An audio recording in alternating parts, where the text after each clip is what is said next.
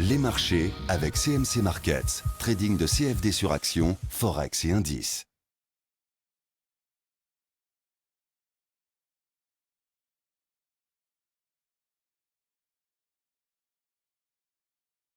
Salut, c'est Trado, content de vous retrouver pour cette mise à jour quotidienne et hebdomadaire du CAC. On va commencer par la séance de vendredi en unité de temps journalière. Et là, il va y avoir beaucoup de choses à dire. Alors, je me suis fendu d'un petit texte pour expliquer tout ce que, eh bien, il fallait retenir de la séance de vendredi. On va rester donc purement technique par rapport à ce qu'on a à dire là. De nouveaux éléments sont devenu baissier. Tout d'abord, on va regarder. On vient de retourner la moyenne mobile à 20 séances qui maintenant devient baissière, comme ça a été le cas ici. Ça veut dire que si on utilise ce système de trading qui est quand on est au-dessus d'une moyenne mobile à 20 séances haussière, on est en tendance haussière, et quand on est en dessous d'une moyenne mobile à 20 séances baissière, on est en tendance baissière, et bien vous voyez que maintenant, tout naturellement, à la moyenne mobile à 20 séances haussière succède une moyenne mobile à 20 séances baissière, ce qui signifie que maintenant, non seulement on est en tendance baissière au regard de cet indicateur, mais en plus, cette moyenne mobile à 20 séances va jouer un rôle de résistance à la hausse, comme elle a pu le jouer ici, ou encore lors des impacts là, ou encore là. Alors, je rappelle que je vais mettre un lien sur, sur le webinaire, sur les moyennes mobiles que je vais vous proposer mercredi qui vient. Mais déjà, sachez que ça, c'est un élément supplémentaire très négatif. À cela, on peut ajouter le fait que, bon, on l'a déjà vu, le super trend est devenu baissier, le SAR est devenu baissier, et maintenant, on vient de clôturer en dessous du nuage. Alors vous savez comment ça fonctionne, hein. Pour le système Ishimoku, on est au-dessus du nuage, on est en tendance haussière. On est en dessous du nuage, on est en tendance baissière. À ceci près qu'il faut savoir deux choses. Un, il faut la confirmation de la Chinku qui doit être en dessous des prix. Ça, malheureusement, c'est fait. Donc, on est en tendance baissière. Mais il vaut mieux toujours attendre qu'il y ait une bougie de confirmation pour vérifier que cette cassure n'est pas fortuite. Donc, on attendra quand même la séance de lundi pour voir comment les cours réagissent et s'ils ne repassent pas in extremis dans le nuage, auquel cas ça invaliderait toute tendance. On verra. On insistera également sur autre chose. Le fait que la Bollinger supérieure et la Bollinger inférieure divergent.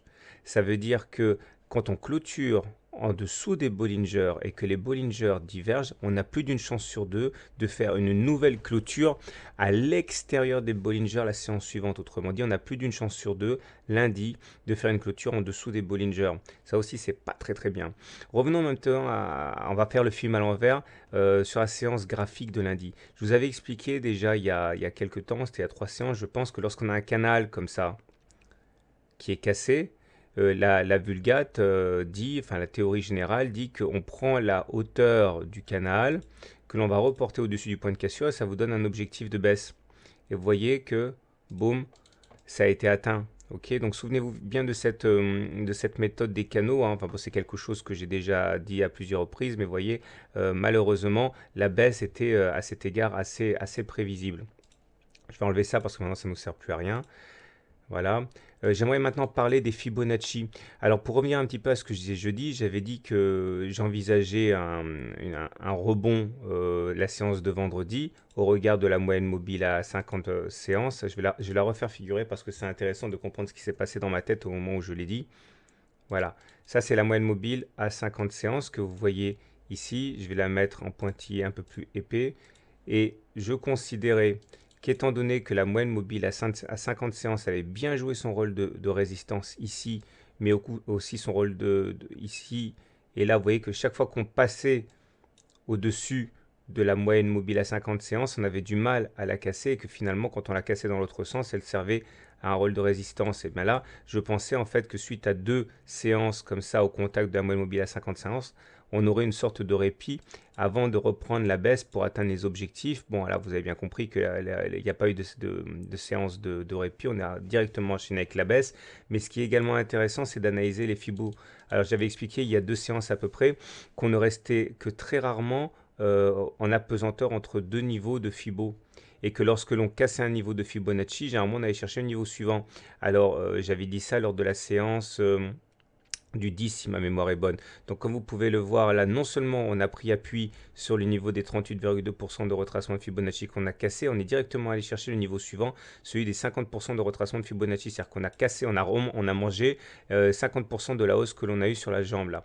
Alors maintenant ce qui est intéressant et qui va rendre les choses compliquées, c'est que eh bien, la dynamique est toujours extrêmement baissière, on en a déjà beaucoup parlé, mais on est véritablement sur un support, hein, les 50% de Fibonacci ont tendance effectivement à être assez solide, donc on se retrouve dans la même situation en gros que le 11 décembre, vendredi, c'est-à-dire qu'on a du support, mais la dynamique est très très baissière. Donc qui va l'emporter? Est-ce que c'est la dynamique ou est-ce que c'est finalement le support qui va s'imposer? À cet égard, c'est difficile à dire, mais regardez les indicateurs techniques, c'est vraiment la bérésina.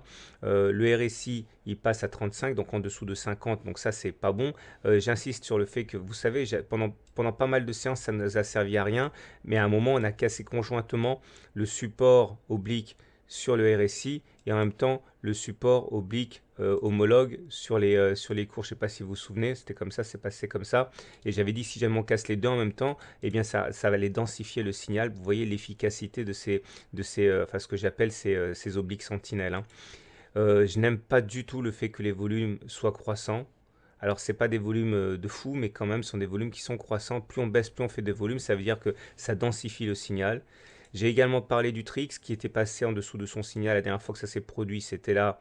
Regardez la baisse qu'il y a eu derrière. C'est une des nombreuses raisons pour lesquelles pas mal de tradosoriens m'ont dit qu'ils ne comprenaient pas pourquoi j'envisageais pas que le support casse, hein, sur la séance de vendredi. Le stochastique, maintenant ça fait 2 séances qu'il est en survente, sont des zones où effectivement les haussiers sont très très mal en point. Le momentum est négatif, on en a parlé. Et le MACD en dessous de son signal, il est presque maintenant il est même négatif. Donc franchement, c'est pas bon du tout. Et le CCR envoie un nouveau signal baissier puisqu'il est en dessous de moins 100. Tout ça pour dire que moi, lundi, c'est difficile parce que, vous l'avez compris, il y a des supports. Je pense à titre personnel qu'on va au moins provisoirement faire un plus bas sur la séance de lundi.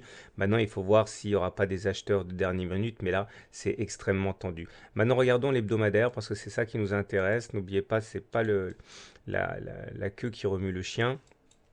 Ah voilà, alors il faut tout remettre en contexte, hein. Ça fait plusieurs semaines que je vous dis qu'au-delà des vicissitudes du court terme, moi je pensais toujours que la tendance était pas haussière, baissière, hein, sur le CAC 40. Et j'avais expliqué, et je le répète parce que c'est très important, les pics étaient ascendants, les creux était ascendant, c'est la théorie de dos. On était en tendance haussière, mais depuis qu'on a eu basculé dans un système où les pics étaient descendants et que les creux étaient descendants, à moins de repasser au-dessus du précédent pic à 4500 et donc refaire des pics ascendants, eh bien on était toujours sous la menace d'une nouvelle attaque baissière. Et regardez ce qui se passe, en fait, ça montre bien toute la puissance de ce système de dos. Je vous rappelle que là aussi j'ai fait un e-book si vous voulez avoir des exercices. Eh bien, cette attaque baissière d'aujourd'hui s'inscrit totalement dans un scénario prévisible sur l'unité de temps hebdomadaire où on n'a jamais quitté la tendance baissière. Ça veut dire que maintenant, à moins de repasser toujours pareil, hein, au-dessus des 4500, on sera toujours en tendance baissière et aller chercher les 3780 est une solution comme une autre. J'aimerais également insister sur le système Ichimoku. J'avais expliqué et j'avais même ajouté un erratum à un moment qu'on n'était pas en tendance haussière au niveau de Ichimoku. C'est très important que vous compreniez ça parce que ça va vous aider à comprendre ce qui va suivre. Je vais enlever ça, on n'en a pas besoin. La moyenne mobile. Voilà. Regardez. Tant qu'on est au-dessus du nuage, on est en tendance haussière. On avait enchaîné effectivement des séances au-dessus du nuage, mais j'avais expliqué qu'on n'avait pas le filtre. Le filtre n'était pas passé. C'est-à-dire que le filtre, c'est la Chinku. Pour valider une tendance haussière, il faut non seulement que les cours soit au-dessus du nuage, mais que la Chinku passe au-dessus des prix. Et ça a été à aucun moment le cas. Donc on n'a pas eu le feu vert de notre filtre, on n'a pas eu le feu vert de la Chinku, ce qui explique que là, finalement, on n'a jamais été en tendance haussière et la grande vulnérabilité de cette semaine s'inscrit dans une tendance qui n'était pas haussière, qui n'a jamais été haussière. On était au mieux sans tendance, mais voilà, du coup, maintenant, si jamais on sort du nuage, c'est-à-dire si on va en dessous des 4080, 2 séances de suite, 2 bougies de suite, on a déjà le filtre qui est négatif, c'est-à-dire en dessous du, euh, des prix, et donc ça accélérerait encore la baisse. Voilà, donc je vous souhaite une bonne soirée, je vous souhaite un bon week-end, je vous souhaite de bons trades. Je vais mettre le lien d'inscription pour le webinaire de mercredi, je vous y invite cordialement, ce sera le dernier de l'année. Bonne soirée, bon trade, et à tout à l'heure pour la mise à jour d'autres choses.